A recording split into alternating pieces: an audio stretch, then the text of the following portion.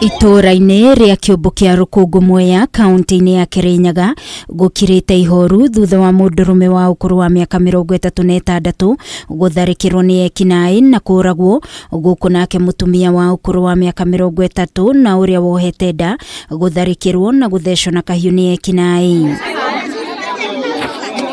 Cibu wa itora rĩrĩ Henry Kariuki augĩte Josephat Mũrĩmi arathecangirwo mũtwe na arakua hau gũkũ nake Maciau magĩtharĩkĩrwo hĩndĩ ĩrĩa araumaga nduka na arathecwo na kahiũ na rĩu aramũkĩra ũrigitani thibitarĩ-inĩ wa Kerogoya. Nimekuta hapa ameuawa na niko yangu.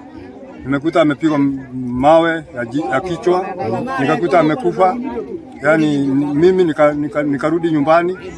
Nikaenda nikaambia wao wengine. Akatopelewa nini chumba mara iko nje. Sasa hii hapo pale hospitali na hako na mimi. Maafisa wetu wa ujasusi wameweza kufika hapa Kiumbu na wameweza kuanza kazi yao ya kuchunguza nini haswa kiini cha haya mauaji. Kũringana na aikari marekuwa ciĩko ici iratabanio nĩ mwana kuma itora-inĩ rĩrĩ arĩa marafunja nyũmba cia andũ na kũiya. Watoto wakikataa shule na ni watoto wachanga wandogo, hakuna hatua yoyote inachukuliwa. Mbangi ni mingi, virambu watu hawarari juu ya muziki huko wanapiga, hata mahali watu wakikutwa wakisema nduru huwezi sikia. Bangi na pombe ni mingi kabisa.